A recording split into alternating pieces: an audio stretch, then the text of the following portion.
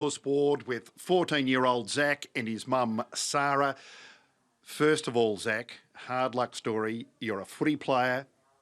What happened? I got picked up by a big bloke and then ran straight into the ground and hurt my left side of my body. Did you know you were in trouble as soon as you hit the ground? I knew that something wasn't right. I felt like I had fractured ribs, but it could have been worse. And what did you find out? Found out that I'd ruptured my spleen, which I didn't know what it meant, but it didn't seem good. And it obviously hurt. Yeah, it hurt a lot. Couldn't breathe for a bit. Okay, so you're off the footy field for a while, which we'll talk about in a second. But this is a hard luck story because what happened with your footy team in 2018 and 2019? Luckily, we won the premiership both those years, but then in 2020 we didn't get to play, so we couldn't go for the three-peat. So this is the Vermont Eagles we're talking about. So this was your first game back after COVID, and this happens. Yep, first game back, 5 minutes into the game, get injured, not happy about it. You've been confined to bed rest, you're 14. How do you handle bed rest? It's pretty struggling considering I'm mostly an active person, so it's really hard. Okay, Zach, we'll come back to you in a second. Sarah, you weren't at the game, but when you were called and came in here, what did you think? Like, I was really concerned. We really didn't know what was going on. Even initially, no one could tell us what was happening. He had pain in his shoulder, which I thought therefore was a shoulder injury.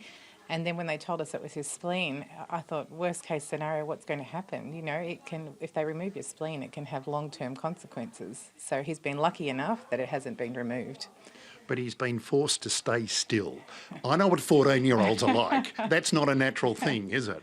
No, not at all, not at all. Look, he's been feeling so bad that it hasn't been too much of an issue. He just hasn't wanted to do anything but lie in bed and sleep mostly anyway. But today he's getting pretty restless.